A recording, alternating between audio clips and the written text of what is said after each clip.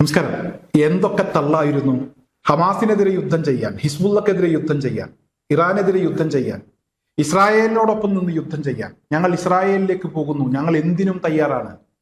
ചില ആളുകളെയൊക്കെ നമ്മൾ കണ്ടു. ഡൽഹിയിലെ ഇസ്രായേൽ എംബസിക്ക് മുന്നിൽ ട്രൗസർ ഇട്ട് നിന്നുകൊണ്ട്, വെള്ള ഷർട്ടും അതുപോലെ തന്നെ കാക്കി ട്രൗസറും ഒക്കെ ഇട്ട് ഞങ്ങൾ എന്തിനും തയ്യാറാണ് എന്ന് പറഞ്ഞ് ആ എംബസിക്ക് മുന്നിൽ നിന്നിരുന്ന ചിത്രങ്ങളൊക്കെ സമൂഹ മാധ്യമങ്ങളിൽ പ്രചരിച്ചിരുന്നു.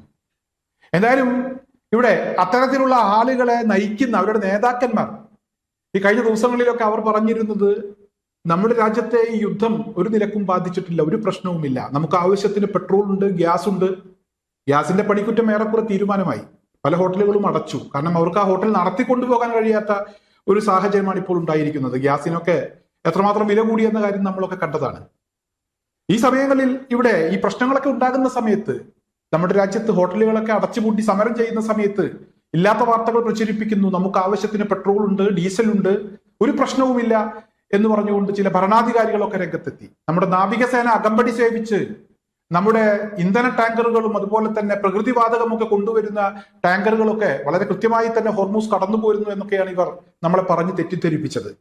ഏതായാലും ഇപ്പോഴിതാ നമ്മുടെ 56 ഇഞ്ച് തവിട് പൊടിയായിരിക്കുകയാണ്, സറണ്ടർ ആയിരിക്കുകയാണ്. അദ്ദേഹം പറയുന്നത് പ്രജകളോട് അദ്ദേഹത്തിന്റെ അപേക്ഷയാണ് എന്നാണ് ഞാൻ മനസ്സിലാക്കുന്നത്. സ്വർണം വാങ്ങരുത്, വിദേശത്തേക്ക് പോകരുത്, അതുപോലെ തന്നെ നിങ്ങൾ പെട്രോൾ അടിക്കരുത്, വീട്ടിൽ തന്നെ ഇരിക്കുക. അതായത് ഇതെല്ലാം പ്രജകൾക്ക് ഇപ്പോൾ തൽക്കാലം നിഷേധിച്ചിരിക്കുകയാണ്. കാരണം ഇനി പെട്രോൾ അടിക്കാമെന്നാണ് നിങ്ങൾ ഉദ്ദേശിക്കുന്നതെങ്കിൽ വില കൂടിയാലും കുഴപ്പമില്ല, അടിക്കാമെന്ന് തീരുമാനിച്ചാൽ ഇനി പമ്പിൽ നിന്ന് കാറ്റ് മാത്രമേ വരൂ, പെട്രോൾ കിട്ടാനുള്ള സാധ്യതയില്ല. അതാണ് ഇവിടെ പ്രധാനമന്ത്രി നടത്തിയ ആഹ്വാനവുമായി ബന്ധപ്പെട്ട് സമൂഹ മാധ്യമങ്ങളിലൊക്കെ പ്രചരിക്കുന്നത്. അത്തരത്തിലുള്ള വാർത്തകളാണ്. എന്താണ് സംഭവിക്കാൻ പോകുന്നത് എന്നതിനെ കുറിച്ചുള്ള ഒരു ആശങ്ക ഇപ്പോൾ നിലവിൽ വന്നിരിക്കുകയാണ്. രാജ്യത്ത് ഇനി പെട്രോൾ കിട്ടാതെ വരുമോ? എന്താണ് രാജ്യത്തിന്റെ അവസ്ഥ? സ്വർണം വാങ്ങരുത് എന്ന് പറയുന്നു. എന്താണ് സംഭവിക്കാൻ പോകുന്നത്? കാരണം ഇവിടെ അത്തരത്തിലൊരു ആഹ്വാനം ഇതിനു മുമ്പ് ഉണ്ടായിട്ടില്ല. എന്തായാലും പ്രജകൾക്കൊന്നും പാടില്ല, പ്രജകൾ സഹിക്കണം, എല്ലാം ത്യജിക്കണം. 56 ഇഞ്ച് അതൊക്കെ തള്ളിമറിക്കാൻ വേണ്ടി പറയുന്നതാണ്. ഒന്നും കഴിയുന്നില്ല, കഴിവുകെട്ട ഒരു ഭരണാധികാരിയാണ്, കഴിവുകെട്ട ഒരു ഭരണമാണ് രാജ്യത്ത് നടക്കുന്നത് എന്ന് ആ ഭരണത്തിന് നേതൃത്വം കൊടുക്കുന്ന പ്രധാനമന്ത്രി തന്നെ ഇപ്പോൾ തുറന്ന് സമ്മതിച്ചിരിക്കുകയാണ്. പ്രതിപക്ഷ നേതാവ് രാഹുൽ ഗാന്ധി അദ്ദേഹം അത്തരത്തിലൊരു ആരോപണം ഉന്നയിച്ചു കഴിഞ്ഞു. അതായത് എല്ലാം സഹിക്കണം, എല്ലാം ത്യജിക്കണം എന്ന് ഒരു പ്രധാനമന്ത്രി പറയുമ്പോൾ അദ്ദേഹം കഴിവുകെട്ടവനാണ് എന്ന് അദ്ദേഹം തുറന്ന് സമ്മതിക്കുന്നു എന്നാണ് ഇവിടെ പ്രതിപക്ഷ നേതാവിന്റെ ആരോപണം. അത് ശരിയാണ് എന്നുള്ളതാണ്.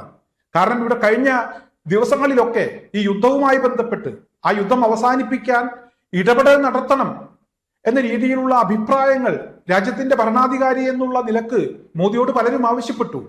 എന്നാൽ ഒരു ഇടപെടലും ഉണ്ടായില്ല. അതുപോലെ തന്നെ ഒരു സൗഹൃദ രാജ്യമാണ് ഇറാൻ. ആ രാജ്യത്തെ പരമോന്നത നേതാവ് കൊല്ലപ്പെട്ടപ്പോൾ ഒരു അനുശോചനം രേഖപ്പെടുത്താൻ പോലും ഇവിടെ ദിവസങ്ങൾ എടുത്തു എന്നുള്ളതാണ് നമ്മളൊക്കെ കണ്ട വാർത്തയാണ്. അതുപോലെ തന്നെ നമ്മുടെ രാജ്യത്തെക്കുറിച്ച് അമേരിക്കൻ പ്രസിഡന്റ് ഡൊണാൾഡ് ട്രംപ് വളരെ മോശമായ ചില പ്രതികരണങ്ങൾ നടത്തിയപ്പോൾ അവിടെയും പ്രതികരിച്ചത് ഇറാൻ എംബസിയാണ്. രാജ്യത്തെ ഭരണാധികാരികൾക്ക് പ്രതികരിക്കാനുള്ള ഒരു ധൈര്യം ഉണ്ടായില്ല. ട്രംപിന് കീഴ്പ്പെട്ട് ട്രംപിന്റെ അടിമയെപ്പോലെയാണ് ഇവിടുത്തെ ഭരണാധികാരികളൊക്കെ ആ സമയത്ത് പ്രവർത്തിച്ചത്.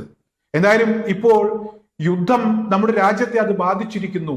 രാജ്യത്തെ പൗരന്മാരൊക്കെ ഇവിടെ ചില സംഘമിത്രങ്ങളുടെ ഭാഷ കടമെടുക്കുകയാണെങ്കിൽ ഇവിടുത്തെ പ്രജകൾ രാജാവ് പറയുന്നത് കേൾക്കണം. 56 ഇഞ്ചൊക്കെ വെറുതെ തള്ളിമറിക്കാൻ വേണ്ടി പറഞ്ഞതായിരുന്നു. മൊത്തത്തിൽ കാര്യങ്ങളൊക്കെ തവിടുപൊടിയായിരിക്കുന്നു എന്നൊരവസ്ഥയിലേക്ക് കാര്യങ്ങൾ എത്തിയിരിക്കുന്നു. എന്തായാലും ഇതുപോലൊരു കഴിവുകെട്ട ഭരണം ഇതിനു മുമ്പ് നമ്മുടെ രാജ്യത്തുണ്ടായിട്ടില്ല എന്ന് ഉറപ്പിച്ചു പറയാൻ, ധൈര്യപൂർവ്വം പറയാൻ കഴിയുന്ന ഒരു സാഹചര്യമാണ് ഇപ്പോൾ നിലവിൽ വന്നിരിക്കുന്നത്.